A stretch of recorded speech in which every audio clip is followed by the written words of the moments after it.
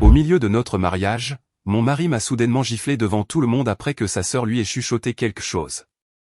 Pendant un instant, tous les invités sont restés pétrifiés.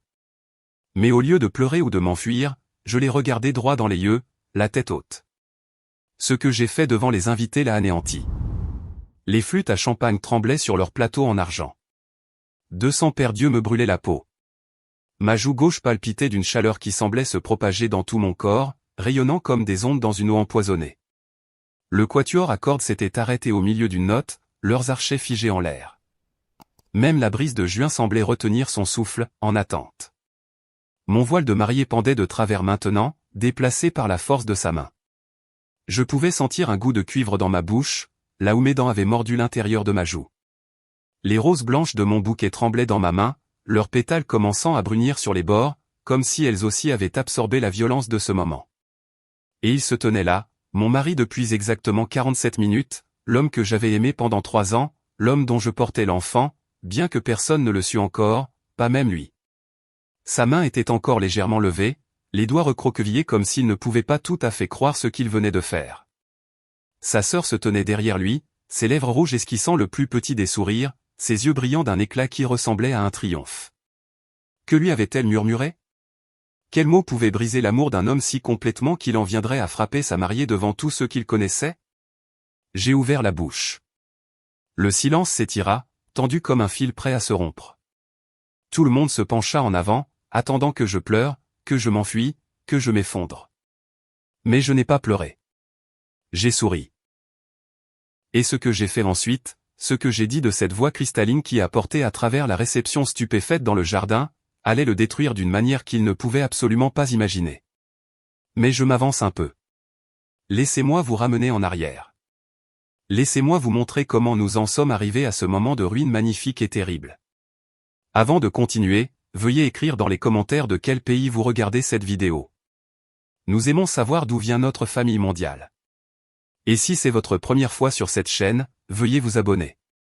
Votre soutien nous aide à vous proposer encore plus d'histoires de vengeance épique de la vie. Bonne écoute. J'ai rencontré Julian Clark le pire jour de ma vie. Ma mère venait de mourir. Un cancer du pancréas, rapide et impitoyable. J'avais 26 ans, debout sur le parking du funérarium, essayant de me souvenir comment respirer. L'air avait un goût de gaz d'échappement et d'herbe coupée. Ma robe noire était trop serrée au niveau des côtes. Je ne pouvais pas retourner à l'intérieur. Je ne pouvais plus entendre une personne de plus me dire qu'elle était dans un meilleur endroit ou que le temps guérit toutes les blessures. Le temps ne guérit rien. Il vous apprend simplement à vivre avec la blessure, à faire semblant de ne pas saigner. Je m'appuyais contre ma voiture, pressant mes paumes contre le capot métallique chaud, quand j'ai entendu des pas sur le gravier. On dirait que vous en avez plus besoin que moi. J'ai levé les yeux. Un homme se tenait là, grand et mince, avec des cheveux noirs qui tombaient sur son front. Ses yeux étaient d'une nuance inhabituelle de vert gris, comme du vert de mer. Il me tendait une flasque en argent. Je ne bois pas avec des inconnus, ai-je dit. Bonne politique. Je suis Julian. Il a d'abord pris une gorgée de la flasque, puis me l'a tendue à nouveau. Maintenant, nous ne sommes plus des inconnus. Je l'ai prise.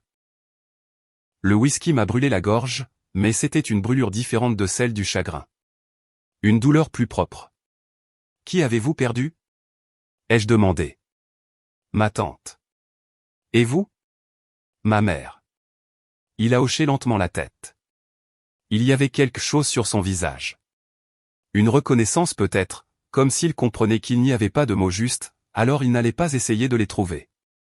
Nous sommes restés là longtemps, à nous passer la flasque, sans parler, existant simplement ensemble dans nos deuils séparés. C'est comme ça que ça a commencé. C'est comme ça qu'il s'est glissé dans ma vie, dans l'espace béant que la mort de ma mère avait laissé derrière elle. Julian était un promoteur immobilier, prospère, ambitieux, avec cette sorte de confiance particulière qui vient de n'avoir jamais été vraiment brisée. Sa famille avait de l'argent ancien, du genre qui murmure plutôt qu'il ne crie. Son père possédait un empire de la construction. Sa mère était morte quand il était jeune, ce qui, disait-il, lui avait fait comprendre la perte. Mais comprendre la perte et la vivre de l'intérieur sont deux choses différentes. Il m'a courtisé à l'ancienne. Des fleurs livrées à mon bureau. J'étais comptable junior dans une entreprise de taille moyenne. Rien de glamour. Des dîners dans des restaurants que je ne pouvais pas me permettre. Des week-ends dans des chambres d'hôtes dans le Vermont où nous faisions l'amour pendant que la pluie crépitait sur les fenêtres et où il traçait la courbe de ma colonne vertébrale du bout des doigts. Tu es différente, m'a-t-il dit un jour, son souffle chaud contre mon cou. Toutes les autres veulent juste quelque chose de moi. Toi, tu me veux juste moi. Je l'ai cru. Que Dieu m'aide, j'ai cru chaque mot. Il m'a présenté à sa sœur, Véronica, après que nous soyons sortis ensemble pendant 6 mois. Elle avait 3 ans de moins que Julian, avec les mêmes pommettes saillantes et les mêmes yeux calculateurs, mais là où son regard était chaleureux, le sien était glacial. Nous nous sommes rencontrés pour un brunch dans un bistrot chic de la ville. Véronica est arrivée avec 20 minutes de retard, vêtue d'une robe blanche qui coûtait probablement plus cher que mon loyer mensuel. Elle a embrassé Julian sur les 2 joues, puis m'a tendu une main molle. « Alors, vous êtes la comptable » a-t-elle dit. « Pas de enchanté ou j'ai beaucoup entendu parler de vous. Juste une déclaration de ma profession, livrée avec la plus légère moue méprisante. »« C'est exact » ai-je dit en gardant ma voix stable. « Comme c'est pittoresque. » Elle a pris son menu. Julian a toujours eu un faible pour les laissés pour compte. « Véronica » dit Julian, d'une voix pleine d'avertissement. Elle haussa les épaules, faisant signe au serveur. « Quoi ? » Je dis juste qu'elle n'est pas exactement ce à quoi nous nous attendions. Cela aurait dû être mon premier indice. Mais j'étais si désespéré d'être aimé, si désireuse de combler le vide que ma mère avait laissé, que j'ai ignoré les signaux d'alarme. Je me suis dit que Véronica avait juste besoin de temps, qu'elle était protectrice envers son frère, que je pouvais la conquérir. Je me trompais sur tant de choses. Julian m'a demandé en mariage le jour de l'anniversaire de la mort de ma mère. Il m'a ramené sur le parking du funérarium, à l'endroit exact où nous nous étions rencontrés. Au début, j'ai trouvé ça cruel, mais ensuite j'ai vu ce qu'il avait fait. Tout l'endroit était transformé. Des guirlandes lumineuses pendaient des arbres. Un violoniste se tenait à proximité, jouant quelque chose de doux et de lancinant. Des pétales de rose couvraient le sol. Et au centre de tout cela, Julian s'est agenouillé, tenant une bague qui captait la lumière déclinante du soleil comme une étoile capturée. « Tu m'as fait croire aux secondes chances » a-t-il dit, la voix brisée par l'émotion. « Je veux passer le reste de ma vie à te prouver que je vaux le risque que tu as pris avec moi. Épouse-moi, s'il te plaît. » J'ai dit oui. Comment aurais-je pu refuser ? La bague était en platine avec un diamant de 3 carats. Elle me semblait lourde aux doigts, chargée de promesses et de possibilités. Nous nous sommes embrassés pendant que le violoniste jouait, et je me suis laissé croire que je pouvais avoir ça, que je méritais le bonheur, que l'univers me récompensait enfin pour toute la douleur que j'avais endurée. Nous avons fixé la date en juin, dans 18 mois. Largement le temps d'organiser le mariage parfait. Véronica a insisté pour être ma demoiselle d'honneur. Nous allons être sœurs, a-t-elle dit en me serrant la main avec une fermeté surprenante. Nous devrions être proches. Je voulais la croire. J'ai essayé de la croire, mais à chaque essayage de robe, à chaque dégustation de gâteau, à chaque réunion avec les fournisseurs, je la surprenais à me regarder avec ses yeux froids. Et parfois, quand elle pensait que je ne regardais pas, elle se penchait pour murmurer quelque chose à Julian, et son expression s'assombrissait légèrement avant de redevenir un sourire. « Qu'est-ce qu'elle n'arrête pas de te dire » lui ai-je demandé un jour après une réunion particulièrement tendue avec le fleuriste. « Rien d'important » a-t-il dit. Elle est juste stressée par sa propre vie. Ne te laisse pas déranger par ça. Mais ça me dérangeait. Ça s'insinuait sous ma peau comme une écharde que je ne pouvais pas tout à fait atteindre. 3 mois avant le mariage, j'ai découvert que j'étais enceinte. J'ai fait le test dans les toilettes du bureau, mes mains tremblaient si fort que je pouvais à peine tenir le bâtonnet. 2 lignes roses. Incontestable. Je portais l'enfant de Julian. Le timing était terrible. Nous avions convenu d'attendre après le mariage, jusqu'à ce que nous soyons mariés depuis au moins 1 an. Mais voilà que ça arrivait quand même. La vie refusant de suivre nos plans soigneusement établis. J'ai décidé de le lui dire ce soir-là, au dîner. J'avais choisi un petit body qui disait valait l'attente et je l'avais emballé dans du papier de soie. J'étais nerveuse mais excitée. C'était notre avenir qui grandissait en moi. C'était la preuve que quelque chose de bon pouvait naître de toute la douleur. Je suis arrivé tôt à son appartement, en utilisant la clé qu'il m'avait donnée. Les lumières étaient éteintes, mais j'ai entendu des voix venant de la chambre. La voix de Julien et celle d'une autre femme. Mon cœur s'est arrêté. Pendant un terrible instant, j'ai pensé, mais ensuite j'ai reconnu la deuxième voix. Véronica. Je me suis approché doucement, sans vouloir écouter aux portes, mais incapable de m'en empêcher. La porte de la chambre était entr'ouverte. À travers l'ouverture, je pouvais les voir assis sur le bord du lit, le dos tourné vers moi. Tu dois lui dire avant le mariage, disait Véronica. Ce n'est pas juste de la laisser entrer là-dedans à l'aveuglette. Je ne peux pas, dit Julien. Sa voix était chargée de quelque chose. De la culpabilité, de la peur. Si elle le découvre, elle partira. Alors peut-être qu'elle devrait partir. C'est une catastrophe annoncée, et tu le sais. Je l'aime. Vraiment? Ou aimes-tu l'idée d'elle? La douce petite orpheline brisée qui vénère le sol sur lequel tu marches. La voix de Véronica était acide. Parce que j'ai fait des recherches, Julien. Son historique financier est un désastre. Elle a des dettes de cartes de crédit, des prêts étudiants, une faillite à 22 ans. Ce n'est plus qui elle est maintenant. N'est-ce pas? Réveille-toi. Elle t'utilise. Elle a vu les signes du dollar et un moyen de sortir de sa petite vie pathétique, et elle s'est accrochée. Comme? Ne fais pas ça, la voix de Julien claqua comme un fouet. Ne la compare pas à maman. Un long silence. Puis la voix de Véronica, plus douce maintenant, plus dangereuse. J'essaie juste de te protéger. Tu sais ce qui est arrivé à papa après la mort de maman? Comment cette femme est arrivée, a joué la veuve éplorée et est partie avec la moitié de sa fortune. Je ne laisserai pas la même chose t'arriver. Ma main était pressée contre ma bouche, retenant un son qui était à la fois un hoquet et un sanglot. Dette de carte de crédit, faillite. J'avais eu des problèmes financiers au début de la vingtaine. Oui, tout le monde en avait. Mais j'avais travaillé pour m'en sortir, lentement, péniblement. Et je n'avais jamais vu Julien comme un gagne-pain. N'est-ce pas? Le doute s'est insinué comme un gaz toxique. Une partie inconsciente de moi avait-elle été attirée par sa stabilité, sa richesse, sa capacité à me fournir la sécurité que ma vie avait toujours manqué? Non, je l'aimais. Je l'aimais pour ce qu'il était, pas pour ce qu'il avait. Mais debout là, dans l'obscurité, à les écouter disséquer mon caractère, mes motivations, ma valeur, j'ai senti quelque chose se fissurer en moi, quelque chose que je ne savais même pas fragile jusqu'à ce qu'il se brise. Je me suis reculé en silence. J'ai quitté l'appartement. Le body est resté dans mon sac à main, non déballé, le secret de notre enfant non dit. Je ne lui ai pas dit ce que j'avais entendu. Je me suis dit que j'étais paranoïaque, que j'avais mal compris, mais les mots ont résonné dans ma tête pendant des semaines. Elle t'utilise. Petite vie pathétique.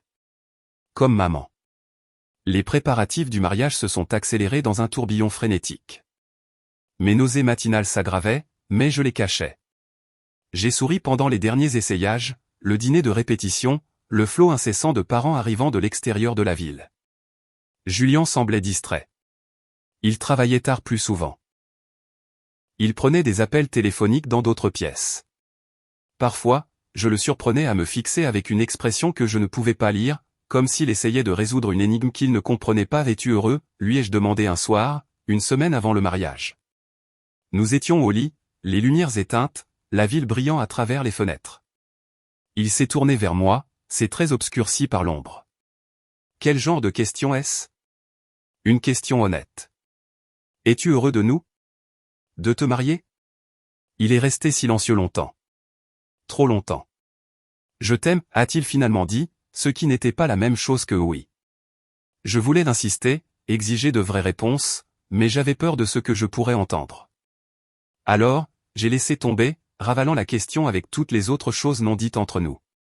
Véronica m'a organisé une fête prénuptiale qui ressemblait plus à un interrogatoire qu'à une célébration. Ses tantes et cousines ont posé des questions pointues sur ma famille, mon passé, mes projets de carrière. Quelqu'un a mentionné que je signerais un contrat de mariage, n'est-ce pas? Quand j'ai dit que nous n'en avions pas discuté, la pièce est devenue silencieuse. Véronica a souri. Oh, comme c'est moderne de votre part à tous les deux, mais ses yeux disaient tout autre chose. Ce soir-là, j'ai interrogé Julien sur le contrat de mariage. Véronica l'a mentionné, ai-je dit prudemment. Devrions-nous? Je veux dire, veux-tu que j'en signe un? Il avait l'air mal à l'aise. Mon avocat l'a mentionné, mais je lui ai dit non. Je ne veux pas commencer notre mariage en supposant qu'il échouera. Mais si cela te rassurait. Ai-je dit? Non. Sa voix était tranchante, puis plus douce. Je te fais confiance. Mais le faisait-il vraiment? Le doute était maintenant une chose vivante, enroulée dans mon estomac aux côtés de notre enfant grandissant. Le matin du mariage était un chaos enveloppé de soie et de dentelle. Mes demoiselles d'honneur voletaient autour de moi comme des oiseaux anxieux tandis qu'une équipe de stylistes travaillait sur mes cheveux et mon maquillage. La robe, une robe en soie ivoire avec une longue traîne et des perles délicates, était suspendue au dos de la porte comme un fantôme. Je m'étais réveillée nauséeuse, ce qui devenait une routine. Mais aujourd'hui, c'était pire. J'ai à peine eu le temps d'atteindre la salle de bain avant de vomir le peu de petit déjeuner que j'avais réussi à manger. Les nerfs, a dit l'une des demoiselles d'honneur avec sympathie. Pas les nerfs. Notre bébé faisant sentir sa présence. Je ne l'avais toujours pas dit à Julien. J'avais l'intention de le faire, mais le moment ne semblait jamais opportun. Et maintenant, c'était le jour de notre mariage, et je devrais attendre ce soir, jusqu'à ce que nous soyons seuls dans la suite nuptiale, jusqu'à ce que tout soit officiel et contraignant. La cérémonie était prévue à 15 heures dans les jardins du domaine familial de Julien. Une vaste propriété avec des pelouses bien entretenues, des chênes centenaires et une vue sur la rivière qui ressemblait à un tableau. 200 invités, un orchestre de 8 musiciens, des fleurs importées d'Équateur. C'était tout ce dont j'avais rêvé et rien de ce que je voulais. Véronica est venue dans ma loge une heure avant la cérémonie. Elle portait déjà sa robe de demoiselle d'honneur, un bordeaux profond qui rendait sa peau de porcelaine. « Tu es magnifique, dit-elle, mais le compliment sonnait creux. « Merci. » Elle s'approcha, étudiant mon reflet dans le miroir. « Puis-je te dire quelque chose? » De sœur à sœur. Mon estomac se noie. Bien sûr. Julien a beaucoup souffert. La mort de notre mère a presque détruit notre père. Il est devenu paranoïaque, convaincu que chaque femme qui s'intéressait à lui ne voulait que son argent. Ça l'a empoisonné, l'a rendu méfiant et cruel. Elle fit une pause, ses yeux rencontrant les miens dans le miroir. Julien a une peur bleue de devenir comme lui, d'être utilisé. Je ne l'utilise pas, dis-je doucement. Je le sais. Tu le sais. Mais Julien? Elle soupira. Sois juste patiente avec lui et comprends que j'essaie seulement de protéger mon frère. C'est ce que fait la famille. Elle me serra l'épaule et partit, laissant derrière elle la faible odeur de son parfum. Quelque chose de cher et de froid comme des roses d'hiver. La musique a commencé, les portes se sont ouvertes, et j'ai descendu l'allée au bras de mon oncle, le frère de ma mère, la seule famille qui me restait. Julien se tenait à l'autel dans un smoking noir, ressemblant à tous les rêves que j'avais jamais eus. Le soleil de fin d'après-midi se reflétait dans ses cheveux, leur donnant une teinte de bronze. Ses yeux se sont fixés sur les miens alors que j'approchais et, pendant un instant, juste un instant, tout le reste a disparu. C'était réel. Ça se passait. Nous allions nous marier. La cérémonie était traditionnelle. L'officiant a parlé d'amour, d'engagement et de partenariat. Nous avons échangé nos vœux, les vœux standards, pas personnels, car Julien avait dit qu'il n'était pas à l'aise pour parler en public. Nous avons échangé les alliances. Il a soulevé mon voile. Je vous déclare maintenant mari et femme. Vous pouvez embrasser la mariée. Il m'a embrassé, et les invités ont applaudi, et j'ai goûté du sel. Je ne savais pas si c'était de ses larmes ou des miennes. Nous avons remonté l'allée ensemble, main dans la main, tandis que l'orchestre jouait et que des pétales de rose flottaient dans l'air comme de la neige. Les gens souriaient. Les appareils photo crépitaient. Tout était parfait. Et puis nous sommes passés à la réception dans le jardin. L'heure du cocktail. La lumière dorée de la fin de l'après-midi peignant tout en ambre. Des serveurs circulaient avec du champagne et des hors-d'œuvre. Les invités se regroupaient en petits groupes, riant, buvant, célébrant. Julien et moi nous tenions près de la fontaine, acceptant les félicitations. Mes pieds me faisaient mal dans les talons, mais je souriais malgré tout.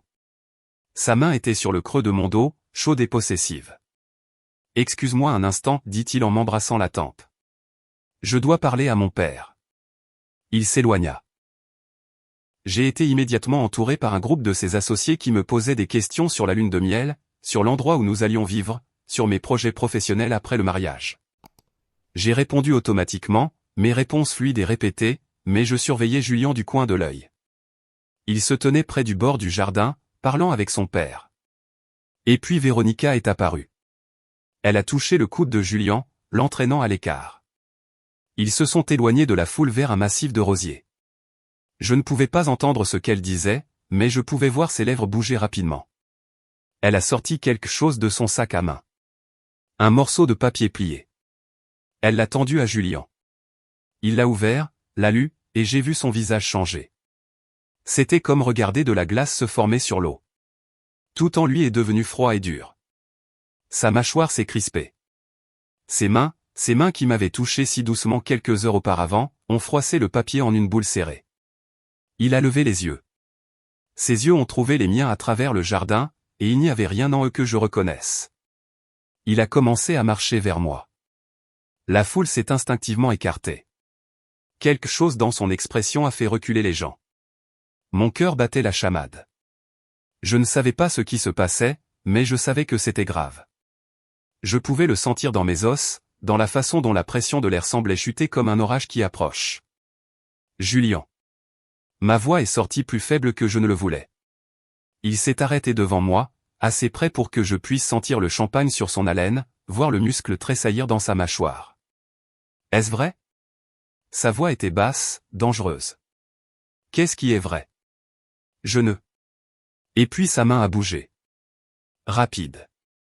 Brutal. Le claquement de sa paume contre ma joue a résonné dans le jardin comme un coup de feu. La douleur a explosé sur mon visage. J'ai chancelé sur le côté, manquant de perdre l'équilibre. Mon voile a glissé. Ma vision s'est brouillée de larmes qui étaient à la fois de douleur et de choc. Toute la réception est devenue silencieuse. J'ai touché ma joue brûlante, j'ai goûté le sang.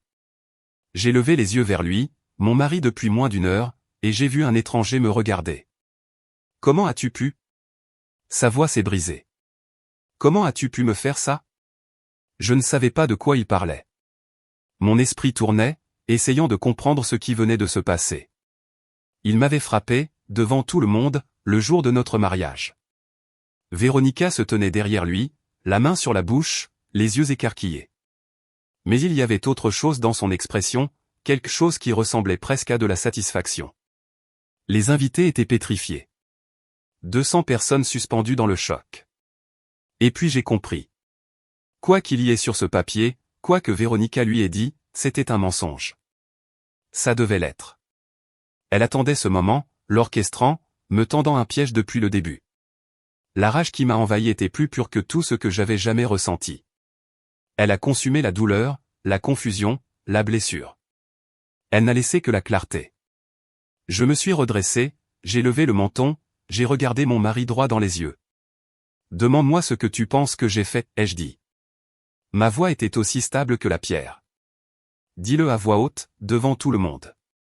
Quelle que soit l'accusation que tu portes contre moi, dis-la. Le visage de Julien s'est tordu. Tu sais ce que tu as fait. Dis-le. L'argent. Les comptes offshore. Tu voles mon entreprise depuis 1 an. Sa voix s'est élevée, rauque de trahison. Véronica m'a montré les preuves. Relevé bancaire, virement, tout remonte à toi. Tu as détourné près d'1 demi-million de dollars. L'accusation flottait dans l'air comme un gaz toxique. 1 demi-million de dollars, détournement de fonds, comptes offshore. J'ai presque ri. C'était si absurde, si manifestement fabriqué, que pendant un instant, je n'ai pas pu comprendre comment quelqu'un pouvait le croire. Montre-moi, ai-je dit. Quoi? Montre-moi ces preuves. Que tout le monde les voie. Julien a hésité. Il a regardé Véronica, qui s'est rapidement avancée. Je ne pense pas que ce soit l'endroit. A-t-elle commencé? Montre-moi. J'ai tendu la main. Julien a sorti le papier froissé de sa poche et l'a lissé. C'était une impression de relevé bancaire, de numéro de compte, d'enregistrement de transactions. Mon nom était surligné en jaune. Des centaines de virements, chacun de plusieurs milliers, tous dirigés vers un compte aux îles Caïmans. Je l'ai étudié attentivement. La contrefaçon était bonne, professionnelle. Quelqu'un avait dépensé du temps et de l'argent réel pour créer cela. Ce sont des faux, ai-je dit. Ne. La voix de Julien s'est brisée. Ne me mens plus. J'ai fait tout vérifier par mon avocat. Le compte existe. L'argent est réel. Ta signature est sur les autorisations de virement. Alors ton avocat est incompétent, ou complice. Je me suis tourné vers la foule. Certains ont détourné le regard, embarrassés. D'autres se sont penchés en avant, avides de drame. J'ai élevé la voix pour que tout le monde puisse entendre. Je n'ai jamais volé un seul dollar à mon mari. Je n'ai jamais ouvert de compte offshore. Je n'ai jamais signé d'autorisation de virement. C'est une fabrication. Je me suis retourné vers Julien. Et je peux le prouver. Comment? La voix de Véronica était tranchante. Je lui ai souri, d'un sourire froid et terrible. Parce que je suis comptable et que j'ai passé les 6 derniers mois à examiner chaque document financier de l'entreprise de Julien, en préparation de la fusion de nos finances après le mariage. Je connais chaque compte, chaque transaction, chaque signature. Et ceux-ci, j'ai brandi les papiers, ne sont pas les miens. Je me suis dirigé vers la table la plus proche où ma demoiselle d'honneur avait laissé son sac à main. J'ai sorti mon téléphone, ouvert mes emails, trouvé le dossier que j'avais constitué au cas où j'en aurais besoin. Ceux-ci, ai-je dit en brandissant le téléphone, sont les vrais dossiers financiers de Clark Développement. Et savez-vous ce que j'ai trouvé en les examinant? Des schémas intéressants. De l'argent qui se déplace de manière illogique. Des paiements à des sociétés écrans. Des factures pour des travaux qui n'ont jamais été réalisés. Le visage de Julien était devenu pâle. De quoi parles-tu? Je parle de détournement de fonds. De vrais détournements de fonds. Quelqu'un vole votre entreprise depuis des années. Et je sais qui. J'ai regardé Véronica. C'est toi. Véronica a ri. A vraiment ri. C'est insensé. Pourquoi volerais-je ma propre famille? Parce que ton père t'a coupé les vivres il y a 2 ans, n'est-ce pas? Après que tu aies dilapidé ton fonds en fiducie au jeu. Parce que tu as des dettes qui t'enterraient si elles venaient à être révélées. Parce que tu as vu l'entreprise de ton frère comme une tirelire et que tu savais exactement comment y accéder sans te faire prendre. J'ai affiché une feuille de calcul sur mon téléphone. Jusqu'à ce que je commence à chercher. Jusqu'à ce que je remarque que chaque société écran que tu as créée pour détourner de l'argent remonte à un seul cabinet d'avocats. Le cabinet d'avocats de ton petit ami. Le même petit ami que tu caches à ta famille parce qu'il n'approuverait jamais que tu sortes avec quelqu'un d'une classe sociale si inférieure à la tienne. Son visage est devenu blanc. Tu mens. Vraiment? Tu veux que je montre son nom à tout le monde? Tu veux que je leur explique comment il t'a aidé à créer de faux fournisseurs, de fausses factures, des sociétés fictives? Comment tu as volé plus de 3 millions de dollars au cours des 5 dernières années? La foule a halté. Julien a reculé comme si je l'avais frappé. C'est impossible, a-t-il dit. Véronica ne ferait jamais ça. Elle le ferait. Et elle a eu une peur bleue que je le découvre. C'est pourquoi elle t'a monté contre moi depuis le début. C'est pourquoi elle a fabriqué ses preuves ce soir. Elle espérait que tu divorcerais de moi immédiatement, avant que je puisse terminer mon audit. Avant que je puisse la démasquer. Je me suis tourné vers Véronica.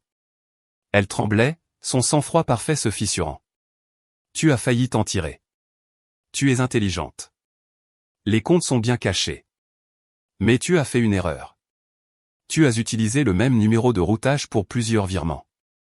Une fois que j'ai repéré le schéma, le reste s'est effondré rapidement. Julien regardait sa sœur comme s'il ne l'avait jamais vue auparavant. Véronica. Elle ment, mais sa voix était faible maintenant. Julien, tu ne peux pas la croire. Elle essaie juste de détourner l'attention. Prouve-le, ai-je dit. Appelons la police tout de suite. Laissons-les enquêter. Voyons quels comptes tiennent la route sous un examen approfondi. Les miens ou les tiens? Silence. Long et terrible. Puis le visage de Véronica a fait quelque chose d'étrange. La peur a disparu. Son expression est devenue lisse et froide comme du verre. Petite idiote, dit-elle doucement. Tu penses que tu as gagné. Je pense que la vérité éclatera d'une manière ou d'une autre. La vérité? Elle a ri, un son comme du verre qui se brise. La vérité, c'est que Julien ne t'a jamais aimé. Je m'en suis assuré. Chaque doute que j'ai semé, chaque suspicion que j'ai nourrie, tout était réel. Au fond de lui, il ne t'a jamais fait confiance. Il n'a jamais cru que tu l'aimais pour ce qu'il était. Elle s'est tournée vers son frère. Dis-le lui. Dis-lui combien de nuits il est resté éveillé à se demander si tu l'utilisais.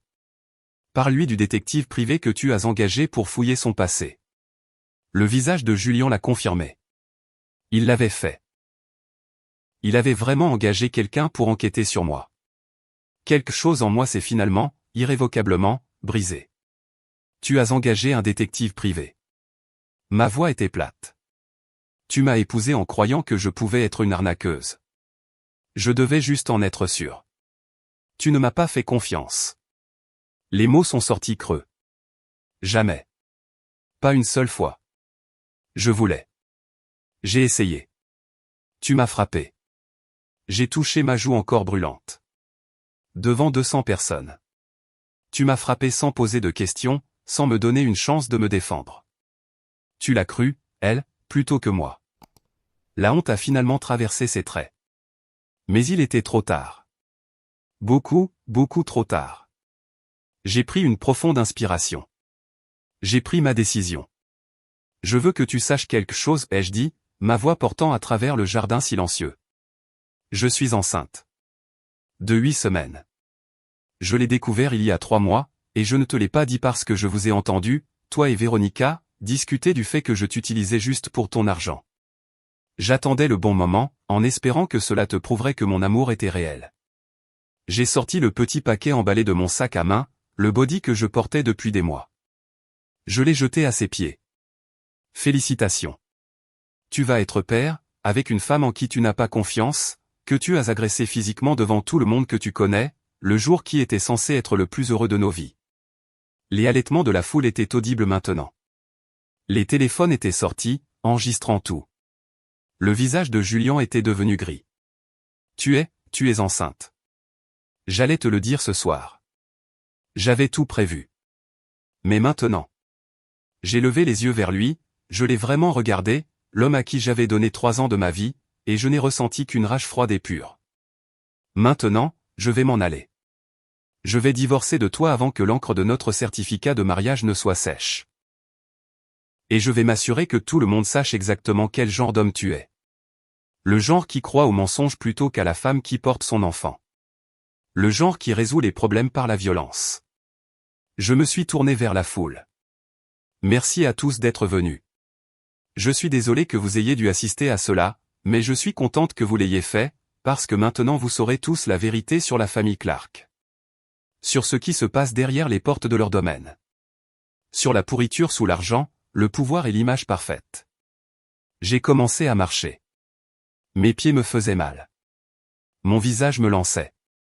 Mon cœur avait l'impression de se déchirer. Derrière moi, j'ai entendu Julien appeler mon nom. Attends, s'il te plaît. On peut arranger ça. On peut. Je ne me suis pas retourné. J'ai juste continué à marcher, hors du jardin, à travers le domaine, vers les portes d'entrée où je savais que mon oncle m'attendait avec la voiture. Derrière moi, le chaos a éclaté. Des cris. La voix de Véronica s'élevant en déni. Le père de Julien exigeant des explications. Les invités chuchotant, les téléphones bourdonnant, l'histoire se propageant déjà comme une traînée de poudre. Je m'en fichais. J'en avais fini. Terminé. Libre. La robe de mariée était de toute façon ruinée. L'histoire est devenue virale à minuit. Des vidéos de la gifle, des vidéos de mon accusation, des vidéos de moi m'éloignant, la traîne de ma robe de mariée traînant dans l'herbe, la tête haute. Le matin, j'étais célèbre. Pas le genre de célébrité que l'on souhaite, mais célèbre néanmoins. La mariée giflée. La vengeance du mariage. La comptable qui a détruit une dynastie. Les nouvelles s'en sont emparées. Les médias sociaux ont explosé. Des articles d'opinion sont apparus sur la violence domestique, sur la richesse et le pouvoir, sur les dangers de se marier dans l'argent. Julien a essayé d'appeler. J'ai bloqué son numéro. Il a envoyé des emails. Je les ai supprimés sans les lire. Il s'est présenté à mon appartement. J'ai appelé la police. Son avocat a envoyé les papiers du divorce en une semaine. Je les ai signés avec plaisir. Mais j'ai aussi engagé mon propre avocat, un bon, du genre qui sentait le sang dans l'eau. Nous avons tout attaqué, la communauté de biens, les actifs accumulés pendant notre bref mariage, l'indemnisation pour détresse émotionnelle. Et nous nous en sommes pris à Véronica. L'audit que j'avais commencé a tout prouvé. La police s'est impliquée. Les enquêteurs fédéraux.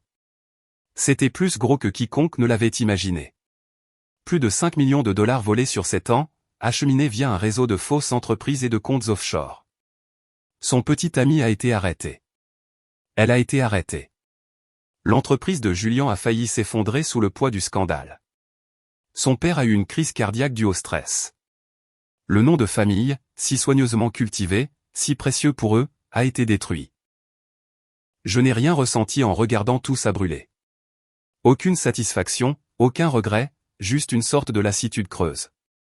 J'ai déménagé à l'autre bout du pays, en Californie, à San Diego, où le temps était toujours parfait et où personne ne connaissait mon visage. J'ai eu le bébé, une fille. Elle avait les yeux de Julian et le menton de ma mère, et un cri féroce qui faisait rire les infirmières. Je l'ai appelée Grace, d'après ma mère. Julian a essayé d'établir des droits de visite. Mon avocat l'a combattu. La vidéo de la gifle a été montrée au tribunal de la famille. L'expression de la juge était taillée dans la glace. Vous avez frappé votre femme enceinte en public, a-t-elle dit. Vous n'aurez qu'une visite supervisée, en attendant la fin des cours de gestion de la colère et des conseils familiaux. Et vous paierez une pension alimentaire. Une pension alimentaire substantielle. Il a quitté la salle d'audience en ressemblant à un fantôme. Je ne me sentais pas victorieuse. Je me sentais triste. Triste de ce qui aurait pu être. Triste pour Grace, qui grandirait avec un père qui ne serait jamais vraiment présent. Triste pour la fille que j'avais été, celle qui pensait que l'amour pouvait guérir toutes les blessures. Mais j'ai construit une vie quand même. J'ai créé mon propre cabinet comptable spécialisé dans les audits judiciaires. Il s'avère qu'il y a de l'argent à se faire en démasquant les détourneurs de fonds et les fraudeurs financiers. Qui l'eût cru? Grace a grandi. Elle a appris à sourire, à rire, à ramper. Elle a rempli l'appartement de bruit, de chaos et d'amour. Mon oncle m'a aidé. Quelques amis de mon ancienne vie m'ont contacté, offrant leur soutien. Je n'étais pas seul. Et lentement, prudemment, j'ai réappris à être heureuse. Pas le bonheur explosif et désespéré que j'avais ressenti avec Julian. Quelque chose de plus calme, de plus stable. Je suis dans mon bureau quand l'appel arrive. Un numéro inconnu. Je suis sur le point de ne pas répondre. Bonjour. C'est moi. La voix de Julian. Plus vieille, en quelque sorte. Fatiguée. Je devrais raccrocher, mais la curiosité me retient. Que veux-tu? Je voulais juste. Je voulais que tu saches. Véronica a été condamnée aujourd'hui.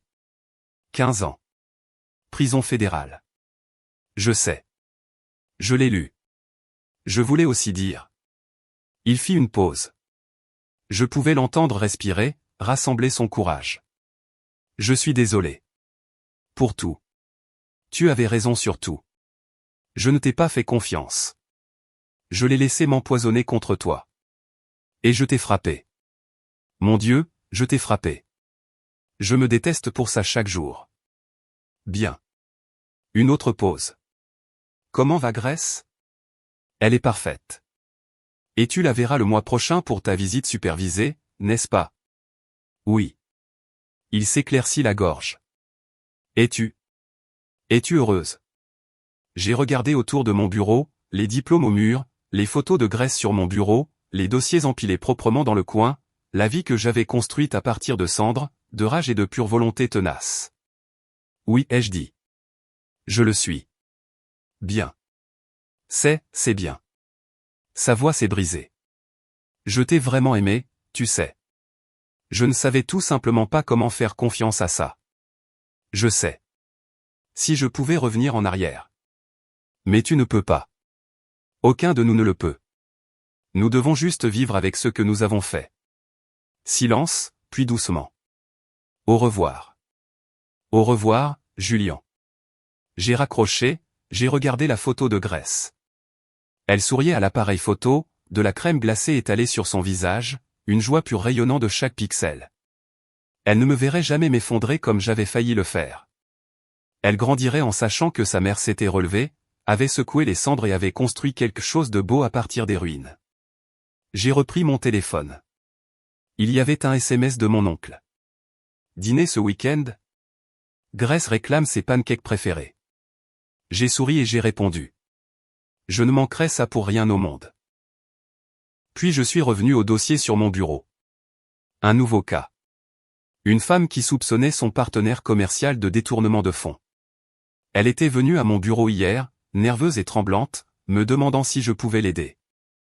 Je l'avais regardée et je m'étais revu, 3 ans plus tôt, perdu, trahi, désespéré que quelqu'un la croie. Je peux vous aider, lui ai-je dit. Et je le ferai. Les gens me demandent toujours si je regrette d'avoir renoncé à l'argent, au style de vie, à l'homme que j'avais aimé. La réponse est compliquée. Je ne regrette pas d'être parti. Je ne regrette pas d'avoir révélé la vérité. Je ne regrette pas de m'être choisi, moi et ma fille, plutôt qu'une vie bâtie sur des mensonges et la suspicion. Mais je suis en deuil. Je suis en deuil de la version de nous qui aurait pu exister si Julien m'avait fait confiance. Si Véronica n'avait pas été une vipère en vêtements de créateur. Si l'amour avait suffi à surmonter la peur, le doute et le poison des vieilles blessures familiales. Je suis en deuil de la fille que j'étais, celle qui pensait qu'un homme pouvait la sauver de la solitude. Qui croyait que l'amour était censé faire un peu mal, qu'il était censé exiger des sacrifices, du silence et d'avaler sa vérité pour mettre quelqu'un d'autre à l'aise. Je sais mieux maintenant. L'amour n'est pas censé faire mal. Le véritable amour, celui qui en vaut la peine, vous rend plus grand, pas plus petit. Il vous donne de l'espace pour respirer, pour grandir, pour être pleinement vous-même. Il n'exige pas que vous vous prouviez encore et encore. Il ne vous empêche pas de dormir la nuit à vous demander si vous êtes assez bien, assez digne, assez réel. L'amour de Julien était une cage déguisée en château. Et le moment où je suis sorti de ce jardin, la robe de mariée traînant derrière moi, le visage palpitant de douleur, c'est le moment où je suis devenu libre. 6 mois après la finalisation du divorce, j'ai reçu un colis. Pas d'adresse de retour. À l'intérieur se trouvait une lettre manuscrite sur du papier cher. J'écris ceci d'un endroit que tu ne visiteras jamais. L'ironie ne m'échappe pas. J'ai passé des années à voler de l'argent pour maintenir un style de vie que je pensais mériter. Et maintenant, je suis dans une cellule qui coûte aux contribuables $40 000 par an. Je n'écris pas pour m'excuser. Nous savons toutes les deux que je ne suis pas désolé pour ce que j'ai fait à l'entreprise de Julien. Je suis seulement désolé de m'être fait prendre. Mais je suis désolé pour ce que je t'ai fait. Tu étais un dommage collatéral dans une guerre dont tu ne savais même pas que tu faisais partie. Ma guerre contre le favoritisme de mon père, le statut de Golden Boy de mon frère, ma propre insuffisance. Tu es entré dans notre famille en croyant que l'amour suffisait. Et j'ai fait de ma mission de prouver que tu n'étais qu'une autre croqueuse de diamants. La vérité? J'étais jalouse.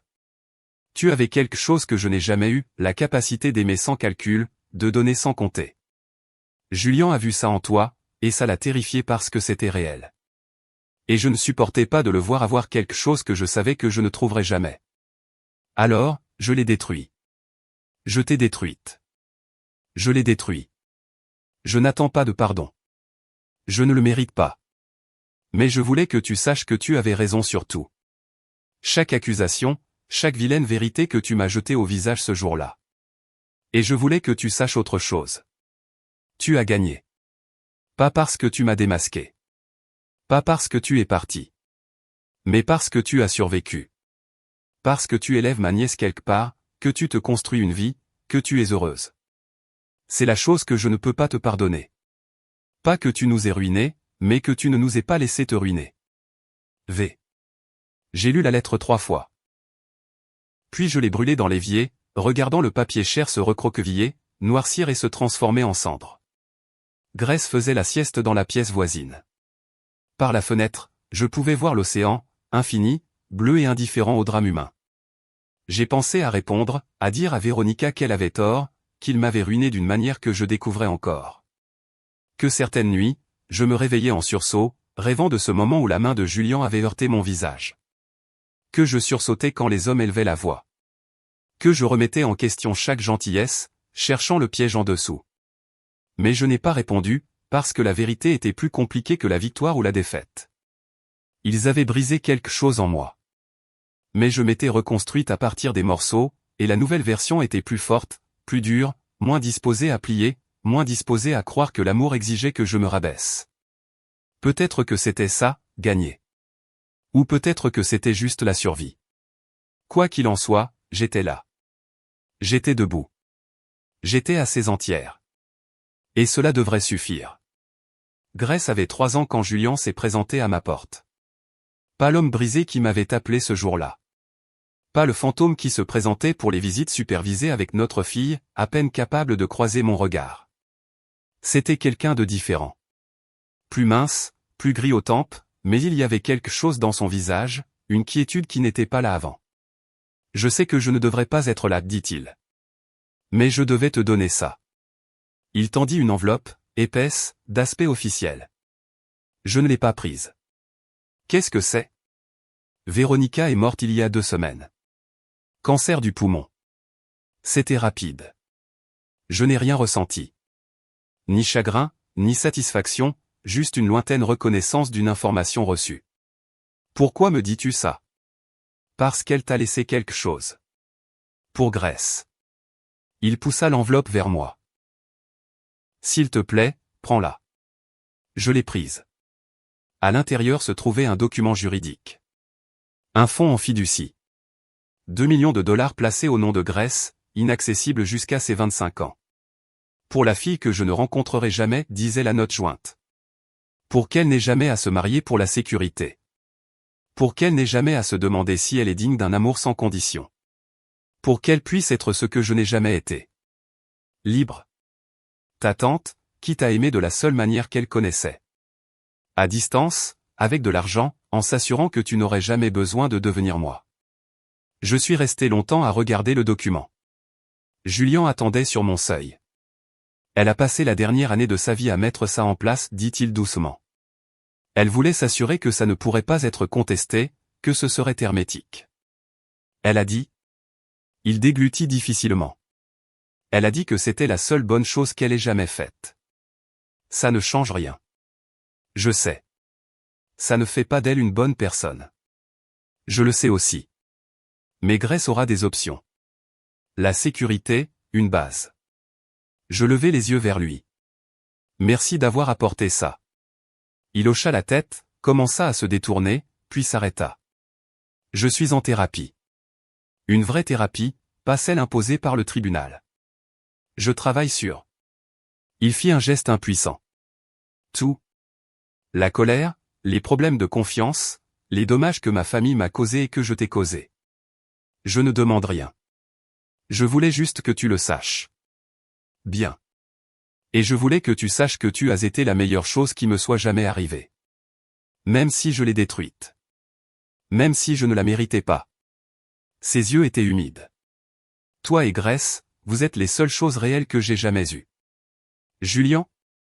Je n'essaie pas de te reconquérir. Je sais que c'est impossible. J'avais juste besoin de le dire une fois. À voix haute. Il recula. Prends soin de toi. De vous deux. Il s'éloigna sur le chemin vers sa voiture et partit. Je suis resté là, tenant 2 millions de dollars dans un fonds en fiducie créé par une femme morte qui m'avait détesté, aimée et détruite, et qui, à la fin, avait essayé de sauver ma fille de son propre héritage. Grace a appelé de l'intérieur, « Maman, maman, viens voir. » J'ai fermé la porte, les verrouillé, j'ai mis l'enveloppe dans le tiroir de mon bureau, et je suis allé voir ce que ma fille avait construit avec ses blocs. Quelque chose de précaire et de coloré, maintenu ensemble avec la certitude absolue que seul une enfant de 3 ans possède. Regarde, dit-elle fièrement. C'est un château. Il est magnifique, bébé. Et rien ne peut le faire tomber, parce que je l'ai fait solide. Je lui ai embrassé le sommet de la tête. C'est vrai. Tu l'as fait solide. Et c'est tout ce qui compte. Les années passent. Grace grandit. Elle a maintenant 7 ans, puis 10, puis 13. Elle pose des questions sur son père, sur le jour du mariage dont elle a entendu parler en chuchotant, mais qu'elle n'a jamais vraiment compris. Je lui dis la vérité. Des versions adaptées à son âge au début, puis plus de détails à mesure qu'elle grandit. Je lui montre la vidéo. Oui, elle est toujours là, immortelle comme l'est toujours l'infamie sur Internet. Je la laisse voir le moment où son père m'a frappé. Le moment où je me suis tenu droite. Le moment où je suis parti. Avais-tu peur, demande-t-elle. Terrifiée. Mais tu l'as fait quand même. Oui. Pourquoi? Je réfléchis à cela, à la manière de distiller des années de douleur, de croissance et de sagesse durement acquise en quelque chose qu'une jeune de 13 ans peut comprendre. Parce que rester t'aurait appris la mauvaise leçon. Ça t'aurait appris que l'amour signifie accepter la cruauté. Que le mariage signifie le silence. Que se faire frapper est quelque chose que l'on pardonne, que l'on oublie et que l'on fait comme si ce n'était pas arrivé. Je lui prends la main. Je voulais que tu grandisses en sachant que tu vaux plus que ça. Que nous valons toutes les deux plus que ça. Elle reste silencieuse longtemps. Puis, l'aimais-tu? Oui, beaucoup. L'aimes-tu encore? Non. J'aime qui je pensais qu'il était. Mais cette personne n'a jamais vraiment existé. Le vrai Julien était trop abîmé, trop effrayé, trop empoisonné par sa famille pour être le partenaire dont j'avais besoin. Je lui serre la main. Mais je t'ai eu. Et tu es réel. Tu es la meilleure chose qui soit sortie de tout ça. Elle appuie sa tête sur mon épaule. Je suis contente que tu sois parti. Moi aussi, bébé. Moi aussi. Julien s'est finalement remarié. Une femme discrète, une thérapeute en fait, quelqu'un qui comprenait ses blessures et qui a choisi de l'aimer malgré tout. Ils ont eu un fils. Il m'a envoyé une photo. J'ai répondu par SMS félicitations et je le pensais. Mon oncle est décédé quand Grace avait 12 ans. Nous l'avons pleuré ensemble, en plantant un arbre en sa mémoire, en racontant des histoires sur ses blagues terribles et son amour féroce. Grace a prononcé l'éloge funèbre à ses funérailles, posée, courageuse et déchirante. J'ai eu quelques rendez-vous, rien de sérieux. Je n'étais pas sûr de vouloir du sérieux. J'avais appris à être heureuse seule, avec Grace, avec la vie que nous avions construite. Ajouter quelqu'un d'autre semblait risqué, inutile. Mais il y a eu un homme, finalement. Un professeur à l'école de Grace. Des yeux gentils, patients. Il avait traversé son propre divorce, élevé ses propres enfants, comprenait que certaines portes en moi seraient toujours verrouillées. Je ne cherche pas à te sauver, m'a-t-il dit à notre 3e rendez-vous. Tu n'es pas brisée. Tu es juste prudente. Et c'est bien. Nous avons pris notre temps. Des années. Grace a obtenu son diplôme de fin d'études secondaires avant que je ne le laisse emménager. Mais ça a fonctionné. C'était bien. C'était réel. Pas passionné comme avec Julien. Pas dévorant, mais stable. Sûr. Construit sur la vérité plutôt que sur le fantasme. Et ça, j'ai appris, c'était sa propre sorte d'histoire d'amour. Les gens me reconnaissent encore parfois. La vidéo a été vue des millions de fois. La mariée giflée est un conte moral, un fantasme de vengeance, un symbole de l'émancipation féminine, ou tout ce qui ne va pas avec la cancel culture, selon la personne qui en parle. Je ne m'en soucie plus. Laissez-les projeter ce dont ils ont besoin sur ce moment. Laissez-les en faire un mème, un article de fond, une étude de cas. Je sais ce que c'était vraiment. La fin d'une histoire et le début d'une autre. La première histoire parlait d'une fille qui pensait que l'amour signifiait le sacrifice, qui croyait que si elle était juste assez bonne, assez pure, assez aimante, elle pourrait guérir un homme abîmé et construire une vie parfaite à partir des ruines de son chagrin. La deuxième histoire parle d'une femme qui sait mieux. Qui comprend qu'on ne peut pas aimer quelqu'un jusqu'à la guérison. Que la confiance est le fondement de tout. Que la violence, même une seule fois, même en public, même avec des excuses, n'est jamais acceptable. Que partir est parfois la chose la plus courageuse que l'on puisse faire. Ma fille postule maintenant dans les universités. Elle veut étudier le droit, se battre pour les survivantes de violences domestiques. Elle dit que je l'ai inspirée, mais je pense qu'elle est juste plus courageuse que je ne l'ai jamais été. Elle n'a pas eu à apprendre la force en se brisant. Elle est née dedans, a été élevée dedans, la respirant comme de l'air. Le fonds en fiducie que Véronica a laissé paiera ses études. L'assurance vie de mon oncle le complétera. Et l'entreprise que j'ai construite, le cabinet comptable spécialisé dans la dénonciation des abuseurs financiers, et florissante. J'ai aidé des dizaines de femmes à échapper à des relations basées sur le contrôle économique. J'ai témoigné au tribunal. J'ai gelé des actifs, trouvé de l'argent caché, prouvé les schémas de vol et de manipulation qui maintiennent les victimes piégées. J'ai transformé mon cauchemar en l'œuvre de ma vie. Et chaque fois que j'aide quelqu'un à s'échapper, chaque fois que je vois la reconnaissance poindre dans les yeux d'une cliente alors qu'elle réalise qu'elle n'est pas folle, qu'elle n'imagine pas des choses, qu'elle est systématiquement volée et manipulée, chaque fois que cela se produit, je pense à ce moment dans le jardin. Le moment où la main de Julien a heurté mon visage. Le moment où j'ai décidé de ne pas m'effondrer. Le moment où je l'ai regardé, lui, Véronica, les 200 invités, et que je me suis choisi. Ce moment a tout changé. Pas parce qu'il m'a rendue plus forte. J'ai toujours été forte. Mais parce qu'il m'a montré que j'avais le droit d'utiliser cette force. Que je n'avais pas à me rabaisser. Que je pouvais me tenir dans les décombres de mes rêves et dire, ceci n'est pas acceptable. Je vaux plus. Je mérite mieux. Et ensuite, marcher vers la vie qui le prouvait. Alors oui, mon mari m'a giflé au milieu de notre mariage. Et ce que j'ai fait ensuite, me tenir droite, dire la vérité, partir, reconstruire, survivre, m'épanouir, ne l'a pas seulement anéanti. Ça m'a sauvé. Et à la fin, c'était toujours le plus important.